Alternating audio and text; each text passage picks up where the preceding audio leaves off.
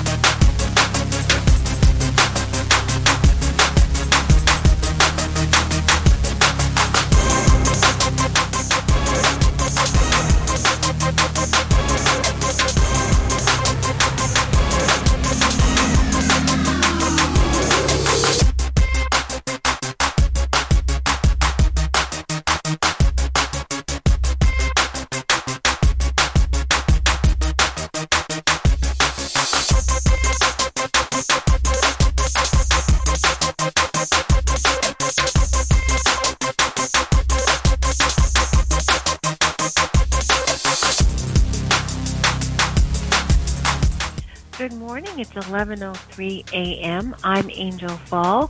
This is Victims to Victorious, and we're broadcasting live on Black Talk Radio Network. We've got a really good show for you. Some interesting things have happened over the weekend and last week, and I want to thank my sound engineer and founder of Black Talk Radio Network, Scotty Reed, for providing me with this clip that everybody's talking about from Beto O'Rourke in the last debate discussing taking people's assault rifles away. Scotty, can you cue it up for me?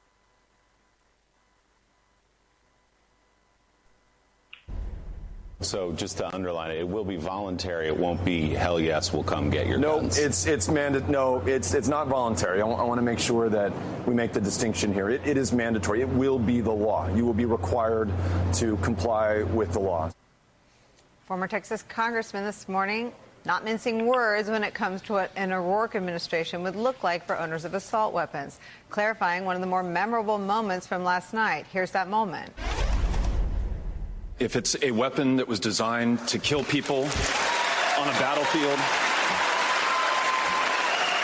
if the high impact, high velocity round, when it hits your body, shreds everything inside of your body because it was designed to do that so that you would bleed to death on a battlefield and not be able to get up and kill one of our soldiers.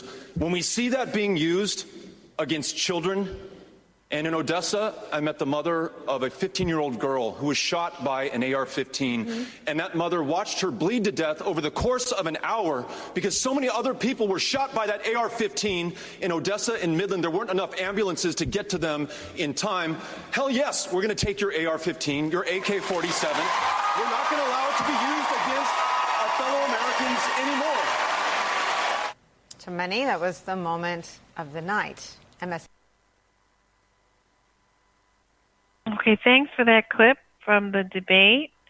I am going to begin by giving a little bit of a background on the person speaking, Beto O'Rourke, and his campaign. He is the U.S. representative for Texas, 16th Congressional District. He represented them from 2013 to 2019. My source here is Wikipedia. In March, March of this year, he announced his running for president. Beto O'Rourke had previously attracted national attention for his unsuccessful campaign against Ted Cruz. Of course, Ted Cruz is very controversial. His citizenship has been in question, but Ted Cruz has been out here for a while. But Beto O'Rourke gained prominence on the national stage for, in fact, challenging Senator Ted Cruz. And now that he's running, and now that we're having all these discussions about gun control, it's very refreshing to see a Democrat come out and say something that probably the other Republicans are a little bit frightened to say. So in the clip from the debate, he says it's mandatory to turn in your assault rifles. I want to go back a little bit. I always like to give some background, let people understand how we're discussing things and what you can contribute to the conversation if you choose to call in. So America, according to the trace.org, there are an estimated 10 million, I'm going to repeat that, 10 million AR-15 style rifles in the U.S. within a bigger total of over 300 million firearms are owned by Americans. Previous broadcasts, I'm sure you've heard me say there are more guns in America than human beings. So what exactly is an AR-15 style rifle? We did do a little bit of discussing about that last week, but I'm going to review it for new listeners.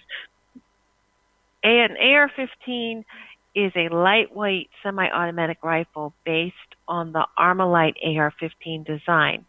The original design dates back to 1959, and that was the Colt Manufacturing Company.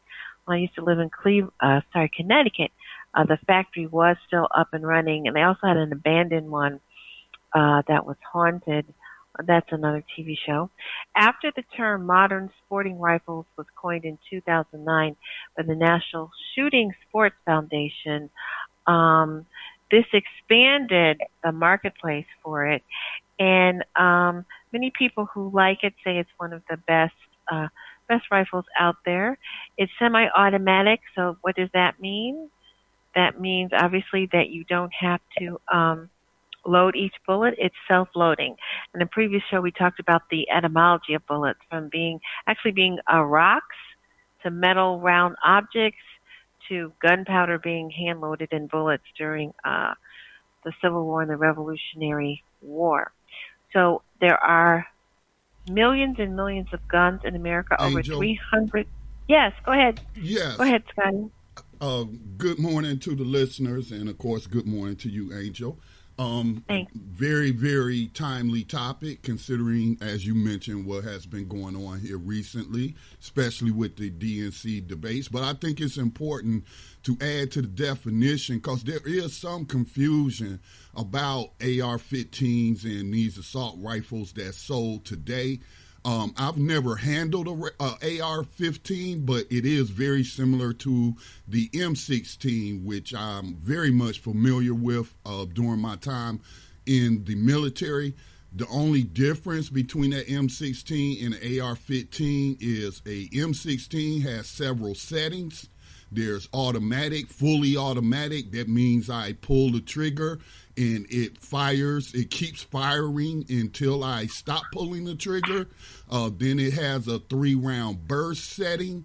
And just as I said, 3 rounds. You pull the trigger one time, 3 rounds come out.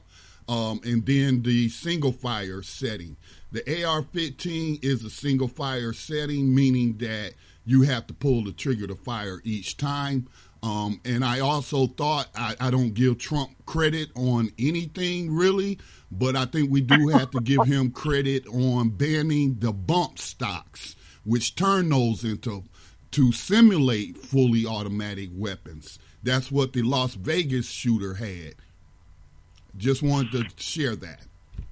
Well, I really appreciate that. I always want people to call in who have more expertise in these areas, and that is indeed part of the confusion when people say assault weapons, because assault weapons can be modified, and people know that there are different versions of the same types of guns, and even as you explained, the bump, is that the bump loader that keeps it firing, that modifies it from semi-automatic to automatic.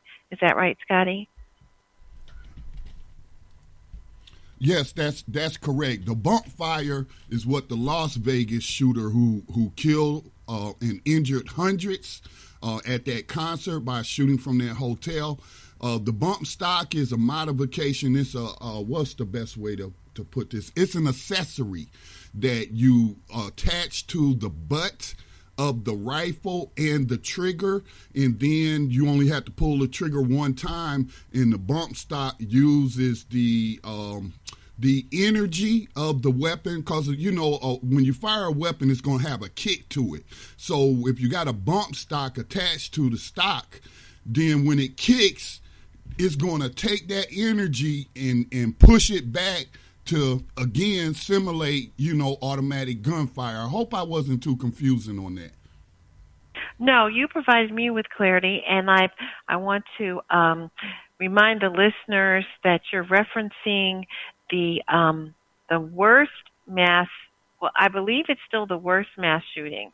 The deadliest mass shooting in America occurred on October 1st, 2017, in Las Vegas. A man opened fire on a crowd of concert goers at the Route 91 Harvest Music Festival on the Strip in Las Vegas. He killed 58 people and wounded 422. And injuring, they said the total of the injuries, because of course there was a trampling effect, was 851. So 422 people were shot, 58 were killed, and the injury total was 851. I'm declining to give his name. I know when the event is, well, I have given mass shooters names before. However, I'm declining to give his name this time. So 422 people were injured by direct gunfire because he had modified the weapon, as Scotty has explained, and there were 851 people injured and 58 people killed. If you just tuned in, we are discussing the ban of assault rifles. Presidential candidate Beto O'Rourke said in the debate that he actually wants you to surrender them or they will be confiscated. This has become very controversial. If you follow me on Twitter, On Air Angel, I have a few links to some of the backlash and even some of the direct threats. And this type of language about violence can get violent. This kind of rhetoric, and he explains very well in the clip that Scotty provided us the way the bullets work and why they're designed and why they're called assault weapons. The idea that he puts forth is that once the person is shot on the battlefield, he or she cannot live long enough to fire again. And therefore the bullets are, and that number of bullets are designed to really destroy human beings quickly and as many people as possible. We are discussing the AR-15 style rifle. There are over 300 million guns in America, and Trace.org estimates that there are maybe 10 million AR-15 rifles in existence in the United States of America. So I want to go back to the 1994 listing of the... Yes. Angel, before you do so, let me provide you again with some expertise on the type of rounds that he's talking about. So again, the AR-15 is basically meant to simulate what soldiers carry. The only difference, again, being that they're single fire instead of rapid fire. But like Angel correctly stated, these weapons can be modified to simulate what soldiers actually carry on the battlefield. The type of rounds he's talking about, I remember this clearly from basic training when I first went in the military, and we were being familiarized with the M16. Okay, what they did was took a metal box, a metal ammo box, and then fired at the metal box, and then showed us the result of that. What you'll have is a very tiny, small entry wound, just a little tiny hole, but once it goes in, it starts tumbling around. It's designed to just tear up all your organs, and it'll blow a big hole out the back. The exit wound will be a very, very large hole. which is what he's referring to, that it's likely you're going to bleed out before you can get in any type of help. Now, the difference between that type of round and a round that's made for hunting, like, say, deer, which I eat deer and hunt deer, but the difference in the round is those rounds are not designed to tear up the body like that, because you don't want your meat. If you're hunting, you don't want your meat all ripped to shreds and what have you. So that's the difference in the rounds. Okay, so I really appreciate that clarification for me and for some of the listeners who may not have that type of expertise that you have. And of course, O'Rourke described, without being too graphic, he certainly described a mother watching her child bleed to death because of the type of round the shooter used in Texas. It's a little bit after, it's 11:17. We have less than 45 minutes to go. I want to thank my sound engineer, Scotty Reed, who is a former military person who is familiar with weapons, for giving us some more insight into the discussion. If you wish to join the live discussion, you can call 704-802-5056. Follow me on Twitter, On Air Angel. We're broadcasting from the Black Talk Radio Network. Going back to this relationship between mass shootings and assault weapons, Scotty provided us with a description of the way the Las Vegas shooter had modified the weapon, and therefore one person was able to injure, or is responsible for injuring 851 people, shooting approximately 422 directly. Now, there is a direct correlation between the ban in 1994 of the assault weapons ban for civilian use and the number of mass shootings using those types of weapons. To review, the federal assault weapons ban of 1994 made the manufacturer and civilian use of defined set of automatic and semi-automatic weapons. That was what Scotty referenced, and large capacity magazines illegal. I have got my information from nlm.nih.gov, and that's where we're getting this data from. It's a bigger article if you want to go to it, or send me a direct message on Twitter. I'll send it to you directly. So in 2004, the ban expired. So this article takes a look at mass shootings with assault weapons when the ban was in place. Again, the ban expired in 2004, and when the ban was lifted. So we compared, I'm reading from the article directly, the authors are D. Maggio, Abraham J., Barry C., Burke R. M., et al. Assault rifles accounted for 430, or 85.8% of the total mass shooting fatalities. Because they're scientists, they report what's called a 95% confidence interval, meaning they're accurate. There may be some accuracies that account for a 5% discrepancy. Assault rifles in this particular research were used most of the time in 44 mass shooting incidents. Mass shootings in the United States accounted for an increasing proportion of all firearm-related homicides. What that means is when a mass shooting occurs, it bumps up the number of homicides, because most homicides, and we began this whole series with talking about African-American males killing each other in large urban areas, most of them are one-to-one killings. So if there are, it's arithmetic, unfortunately. If there are normally one or two people shot in your particular area every other day, a mass shooting might change the rate for the month or the year significantly. So returning to the article, changes in U.S. mass shooting deaths associated with the 1994 to 2004 federal assault weapons ban, analysis of open source data. So assault rifles accounted for 430, or 85.8% of the total 501 mass shootings at the time that this article was publicized. So there is a direct relationship between the assault rifle ban being lifted and the number of mass shootings that have occurred in the United States of America. 70% mass shooting fatalities were 70% less likely to occur during the federal ban period. So for those people who are arguing that there isn't a link, of course there is. You need not be a social researcher to know this. You need not be an emergency room doctor.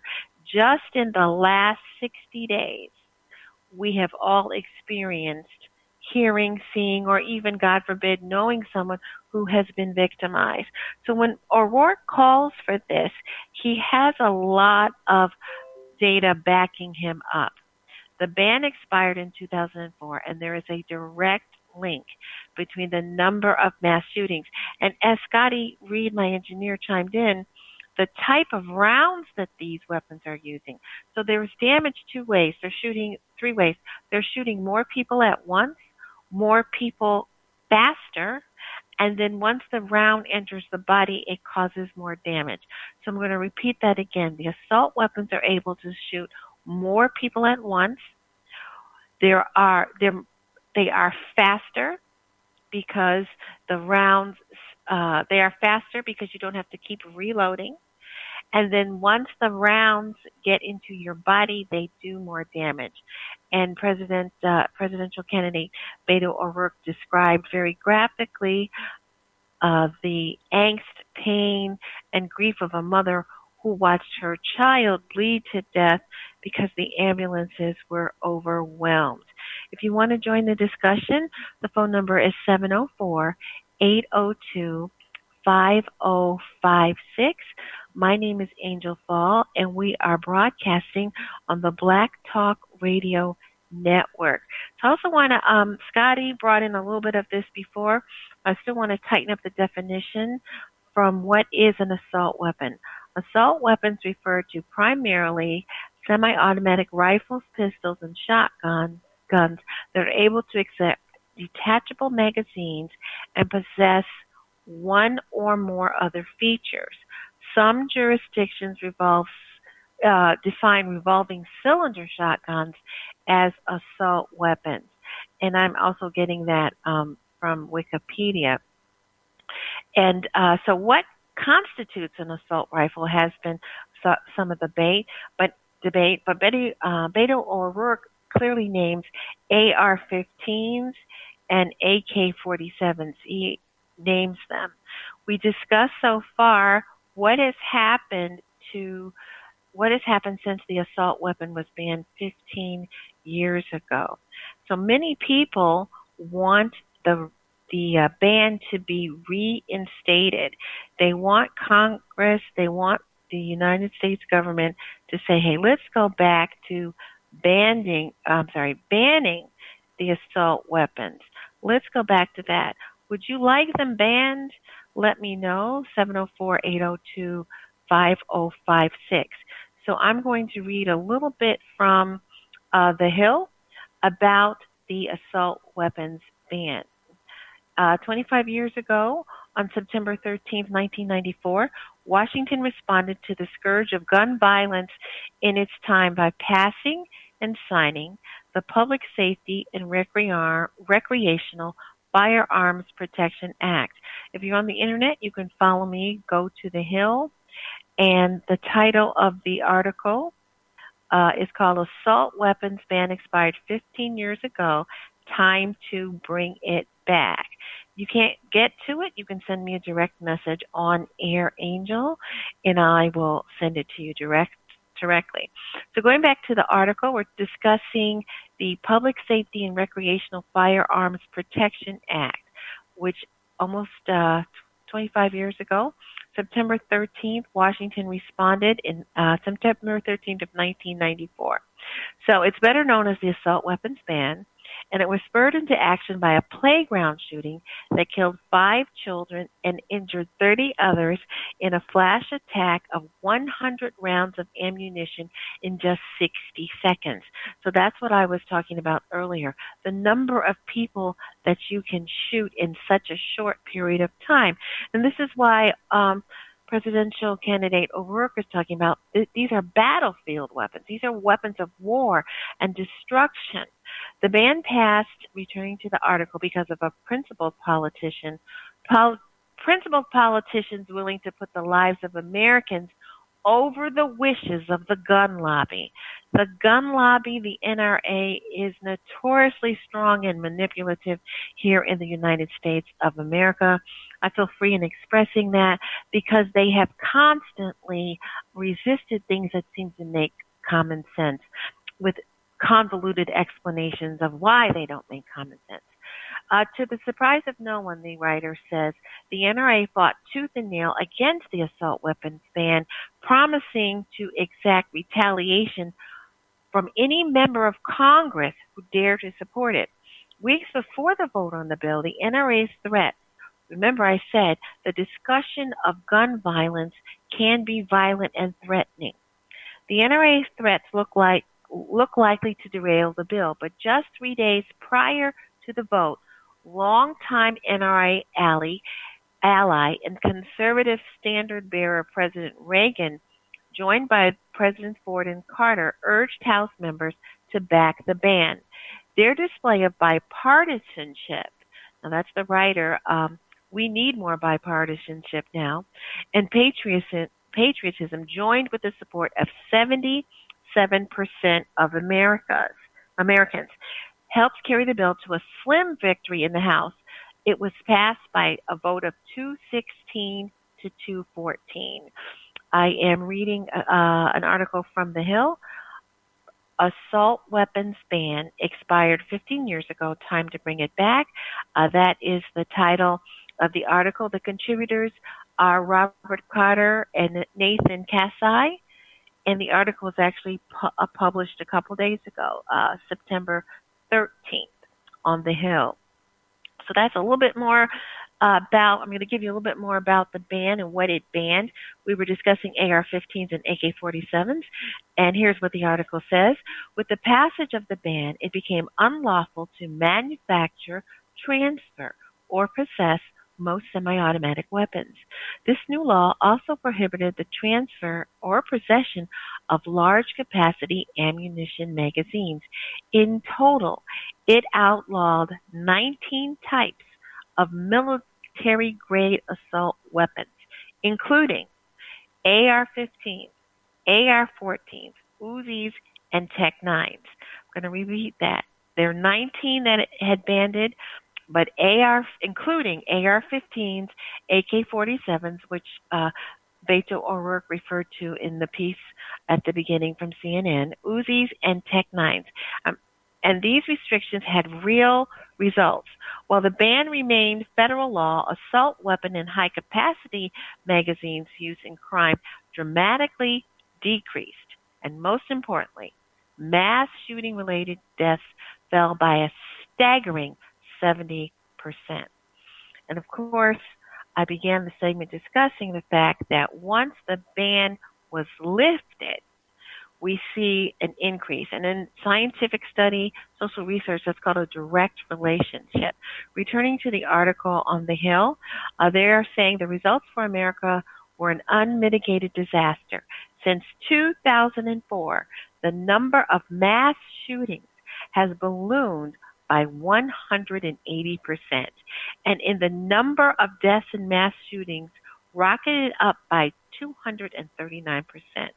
And it names places: Las Vegas, Orlando, Sandy Hook, Sutherland Springs. Assault rifles and high-capacity magazines were the horrific tools of choice in 4 of America's 5 deadliest mass shootings.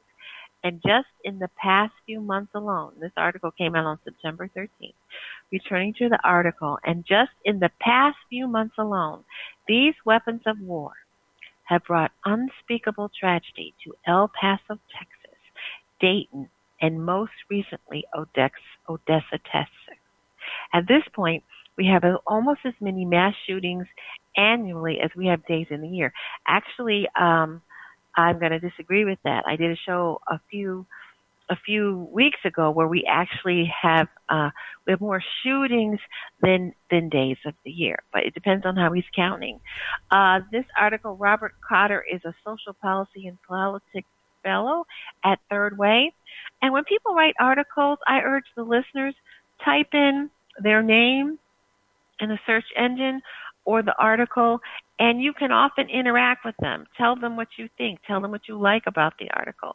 Robert Cotter is a social policy and politics fellow at Third Way, and Nathan Kasai is the senior policy counsel for the social policy and politics program at Third Way. And I am reading from their article published on September 13th of this year. If you just tuned in, you're listening to Black Talk Radio Network. I want you to stay tuned. We're going to do a station ID, and I'll be back after this quick break. You are tuned in to the Black Talk Radio Network. For podcasts and live program scheduling, visit us on the web at blacktalkradionetwork.com.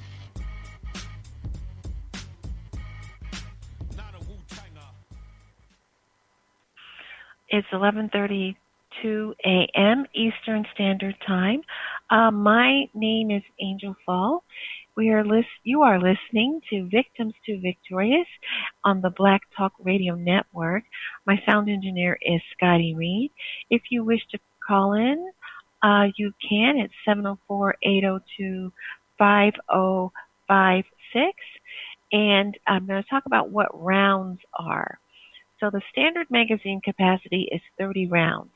There's also 10, 20, and a 40-round box magazine, as well as 75-round drum magazines.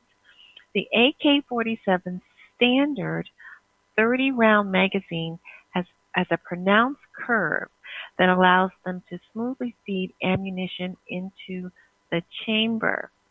So that's a little bit of a discussion about rounds. How many rounds can an AK-47 fire?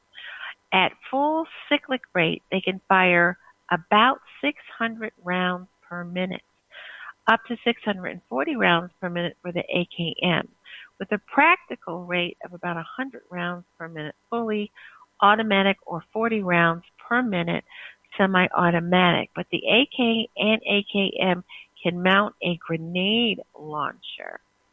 What caliber is an AK-47? Someone might be asking.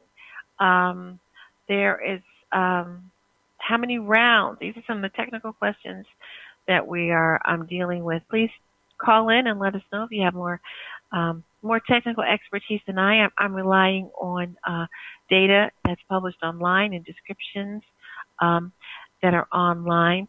So some of you might also wonder, well, why is an AK-47 so popular? And really, that is a question that people who want to keep them have been asked. Are you planning to do a mass shooting? Scotty, our sound engineer, said you're not going to use those type of rounds, that the battlefield type rounds, when you're hunting, because they tear through the tissue and they destroy the meat. So military grade weaponry is another description of what we're discussing here. Military grade weapons and banning assault weapons. So many people who don't want guns banned are really paranoid about the U.S. Marshals coming into their homes and removing all guns. Now, presidential candidate O'Rourke was specific to assault weapons, and we have discussed that there can be a slight difference in how things are named, and whether or not something technically meets the standard, how it's been modified. So let's take a look at the deadliest mass shooting using those types of weapons. We are going to revisit it.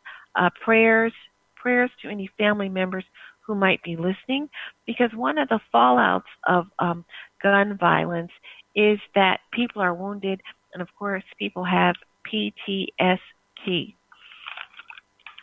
The mass shooting in Texas occurred almost 2 years ago. The shooter was, excuse me, the shooter was in the Mandalay Bay Hotel on the 32nd floor. This time I will name him. His name is Stephen Paddock. He checked into the Mandalay Bay on September 25th, and he only lived approximately 70 minutes away. He did not draw any attention from the staff members, but he is responsible, for shooting into a crowd of concert goers with these type of weapons that we discussed. He was able to injure over 800 people with these weapons, and he actually killed 58 people. Fortunately, there was a guard in the hotel who did alert police to some of his suspicious behavior. I'm not going to go all into it. However, because of the caliber of the weapons, the type of rounds, and his position in the hotel, he was an active shooter who was able to kill 58 people. 58 people.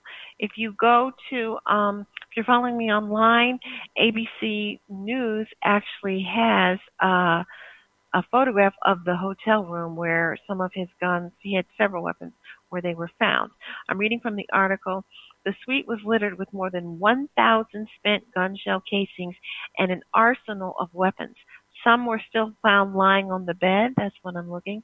Some were still found lying on the beds. And on the floor, there were weapons stacked in the bathroom. And in total, police seized 24 guns from his room, including AR-15 and AR-10 assault rifles with armor-piercing bullets.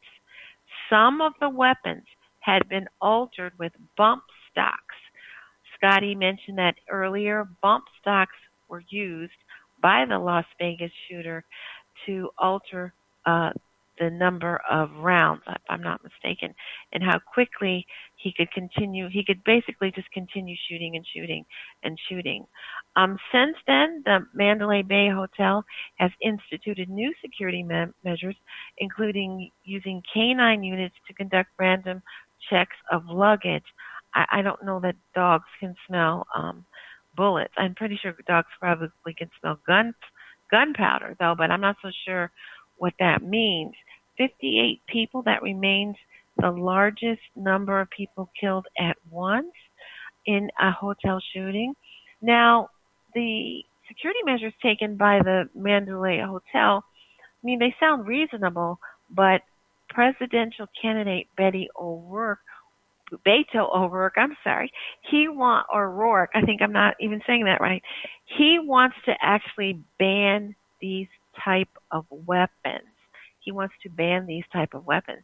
Had the shooter not been able to get these high magazines and these rounds, what kind of damage would he have actually been able to do? I think a reasonable person believes that he would not have been able to do much. But the high-capacity magazines really enabled him to injure over 420 people. Some people believe high-capacity magazines should not be banned. So I'd like to hear from you. Of course, if you can't call in, you can listen to our podcast and download it on blacktalkradionetwork.com when it's uploaded. The show is called V2V. In the icon will say, the logo will say V2V. The name out is Victims to Victorious. I'm Angel Fall, and we have about 20 minutes left. Why do some people want high-capacity magazines banned? We just discussed mass shootings, the number of people who can be killed. For instance, the majority of states, however, do not ban or regulate any magazines on the basis of capacity. 42 states do not ban magazines based on capacity. States that do not have large capacity magazines or restrictions typically do not apply to firearms with fixed magazines, whose capacity would otherwise exceed the large capacity threshold. So which states limit magazine capacity? 9 states and the District of Columbia have enacted laws banning large capacity ammunition magazines. California, Colorado, Connecticut, Hawaii, Maryland, Massachusetts, New Jersey, New York, and Vermont. And all of these jurisdictions, except Colorado and Vermont, also still currently ban assault weapons. If you are in one of those states that has enacted laws banning large capacity ammunition magazines, I'll read them again: California, Colorado, Connecticut, Hawaii, Maryland, Massachusetts, New Jersey, New York, and Vermont. You can hit me up on Twitter, on Air Angel, or you can call into the show and let us know. After 12 noon, sometime in the early afternoon. Also, you can leave a comment on the Black Talk Radio Network page of mine, blacktalkradionetwork.com. Look for Victims to Victorious. So let's talk about the AR-15 that presidential candidate Beto O'Rourke mentioned. I'm having trouble pronouncing his name. The Surefire high-capacity magazine for 5.56 times 45 millimeters .223 Remington ammunition, also available in a 60-round version. It's also compatible with M4, M16, and the AR-15 variants. Scotty, could you just clarify that a little bit, because I am reading and I'm not sure I have pronounced and explained that correctly. What would you like me to clarify again? I'm asking the listeners, or explaining to the listeners, what is the largest capacity for an AR-15? And the article that I have says that the Surefire high-capacity magazine, I don't understand what 5.56 times 45 mm means. They're talking about the type of round. Yeah. Okay. Yeah, the so millimeters refer to the type of round. Like, for example, AK-47 uses a 7.62 millimeter round. The M16, I cannot recall right now, but I believe it's also a 5 point whatever you just stated. Yes, the article uses the acronym M and then the number 16. Yes. Okay. So that's the type of round, and when we're talking about the damage that it's able to do, we're talking about high velocity. You know, right now you're talking about magazines, high capacity. When you're talking about rounds made for the battlefield and not hunting, we're talking about a rifle. A bullet that travels faster because it's going at a higher velocity. It's spinning that fast. And I want to thank you again for this technical clarification. I began this series of shows discussing some of the public health solutions, and I'm learning too as a listener. I totally am steeped in the epidemiological language. Now I'm learning more about the technical language. So it's not just that somebody is hit by a bullet; they're hit with high capacity rounds. And Scotty is explaining more of this to me, and I'm sure some of the listeners have more knowledge because you're actually firing the weapons. You own the weapons. But we just discussed many states, 9 states actually ban this type of ammunition, and one of them was Connecticut. Thank you again, Scotty. I may call on your expertise again. I mentioned that Connecticut is one of the states that bans this type of ammunition, and this goes directly to the Sandy Hook shooting on December 4th, 2012. I actually was living in Connecticut at that time. I'm using a little bit of personal disclosure, and the only black Puerto Rican girl who was killed at the Sandy Hook Elementary School was eulogized at my church. So Adam Lanza took to the Sandy Hook Elementary School Ishmael Seega, I don't know if I'm pronouncing that right, 12-gauge semi-automatic shotgun, a Bushmaster model caliber semi-automatic rifle, a Glock 20, which was has 10 mm semi-automatic handgun, a 6-hour P229 millimeter semi-automatic handgun. What's interesting here is he took 1, 2, 3, 4, 5. He took 5 weapons to the school. And we're discussing high capacity and semi-automatic guns. He took 1, 2, 3, 4. 4 semi-automatic guns. Semi-automatics can be handguns, shotguns, or rifles. He had all of those. Those of you who may not remember the Sandy Hook shooting, and even in the public reporting, many of the reports leave out the fact that the first white female victim is actually his mother. He kills her before she goes to the school, and before he goes to the school. And ironically, all of the guns had been purchased by her, and her name was Nancy Lanza. On previous shows, we talked about straw purchasing, and you see why people are against that. She bought these guns for someone who was already known to be mentally ill.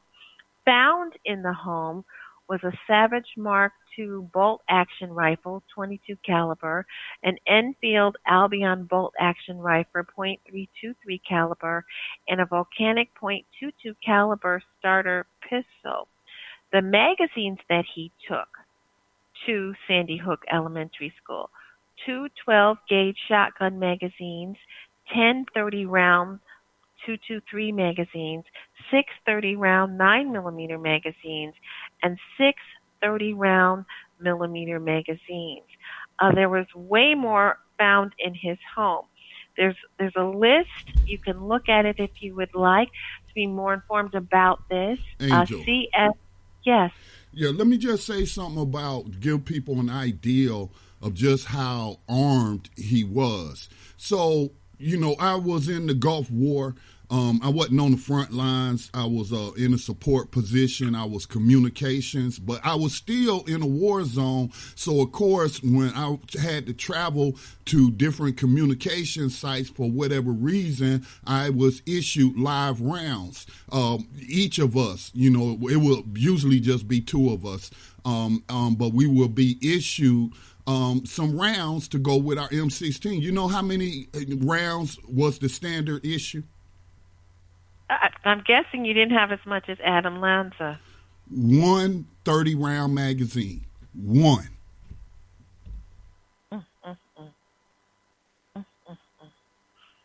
So he had 10 30-round magazines when he got to the school. He had 10. That's a really good perspective, Scotty. This is why, and Scotty Reed, our sound engineer, has been a member of the military and is a gun enthusiast. He's helping me today on tech. He helps me every day on the technical part of the show, and today he's lending his expertise on this discussion of ammunition, rounds, semi-automatic, and the caliber of the weapons. So Adam Lanza, the Sandy Hook killer, was armed as if he is beyond battlefield, even, we're going to say here, with the number of weapons that his mother purchased for him. And, of course, we know that he decimated the Sandy Hook Elementary School. The state of Connecticut, shortly after this mass shooting on December 14th, 2012, began to look at how many rounds people can have, the quantity of guns, the quantity of ammunition. All of this they began to look at shortly after, and they were able to change the law. I began the discussion with the fact that Connecticut banned the high-capacity ammunition. Excuse me.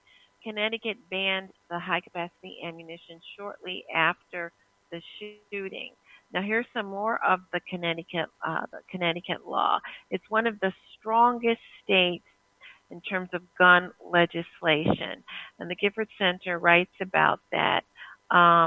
Connecticut, of course, was we were discussing, if you just tuned in, we were discussing the number of magazines and weapons that the shooter at Sandy Hook had when the police found him at the school. Excuse me. And when they went to his house, and of course they discovered that his first victim was his mother. We have about 9 minutes to go, and you are listening to Victims to Victorious.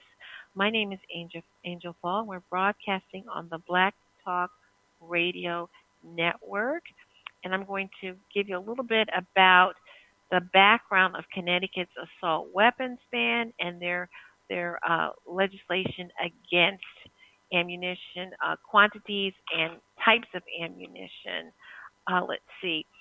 On April 1st, 2013, Connecticut lawmakers announced a deal on what they called some of the toughest gun laws in the country. Now, the date of the shooting was December of 2012. So you see they got busy in a few months. The legislation, excuse me, not only did call for background checks for private gun sales, which we discussed earlier, most states don't enforce that or call for that at all. The package also created what state lawmakers said the nation's first. I'm sorry, let me go back. The Sandy Hook shooting is what inspired the legislation in Connecticut. So some of the law, when people pass laws, they have different pieces to them. So the new legislation included a ban on new high-capacity ammunition magazines, although magazines lawfully owned prior to the ban may be kept. And of course, this speaks to the superly paranoid NRA funded and NRA hoodwinked, if you will, people who say the government is going to come and forcibly remove all your guns. Again, in Connecticut, after the Sandy Hook Elementary School shooting, law was passed that banned new high-capacity ammunition magazines. But if you already had a magazine lawfully that you owned, you could keep it. The proposal also called for background checks for private gun sales and a new registry for existing magazines that carry more than 10 bullets. The package also created what state lawmakers said was the nation's first statewide dangerous weapon offender registry with immediate universal background checks for all sales, firearm sales, and an expansion of Connecticut's already in place assault weapons ban. On April 3rd, the state Senate followed shortly thereafter at midnight. On April 4th, the State House approved a bipartisan gun control legislation that would be the toughest in the United States. Again, I want the listeners to realize that this happened. The Sandy Hook massacre occurs in December of 2012, and by April of 2013, the law has changed. Most of the country is not moving this fast.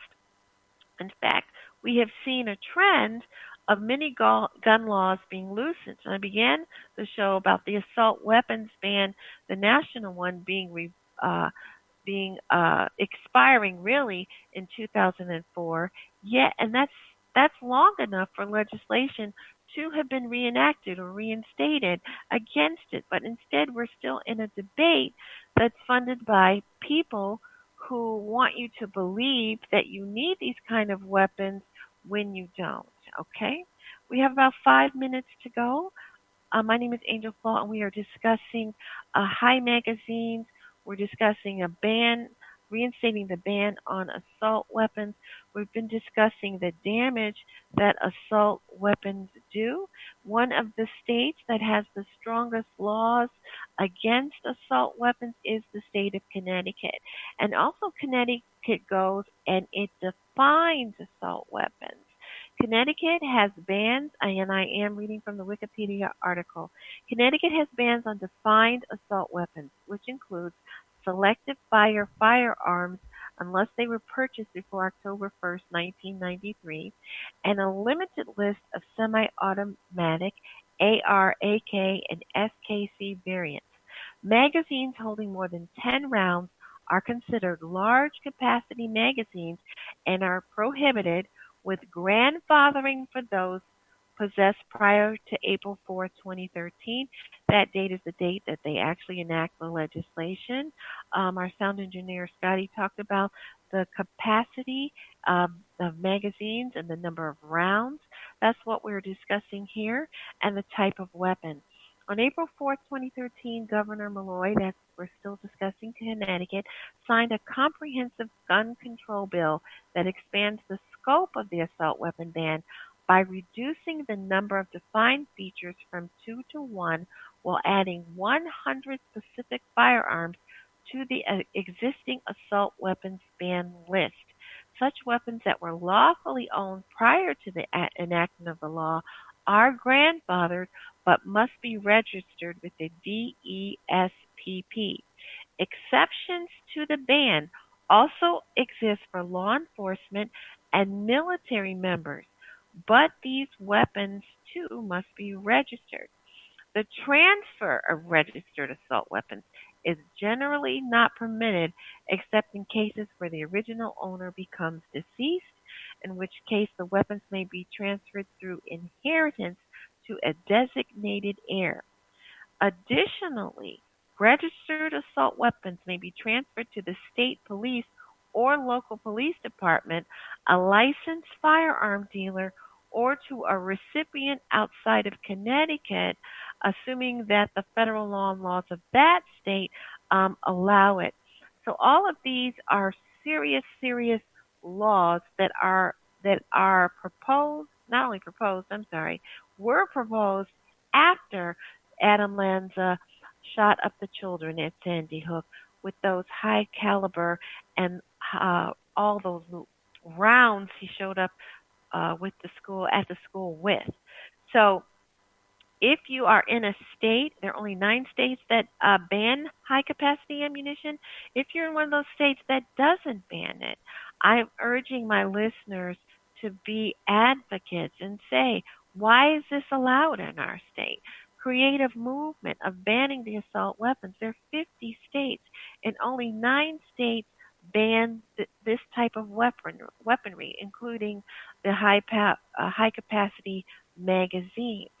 So if you are in one of those states, write your governor, tweet about it even. Let me know if you are going to, if you are interested in having your state do this. We began the show with a presidential candidate making it the federal law because, of course, there was a federal ban against assault weapons until the year 2004. I don't believe we're helpless. I believe there are micro solutions to this macro problem. I believe that there are solutions to all type of epidemics, but the gun violence ones, we need an immediate solution, but it is multi-pronged. So vote for people in your district, in your state who want gun control. Don't give your vote to people who do not want this. This is a public problem. This is a national epidemic. Let's solve it. Follow me on Twitter. I'm On Air Angel. You've been listening to Victims to Victorious. This is the Black Talk Radio Network. My sound engineer is Scotty Reed. Thank you so much, and we'll see you next week.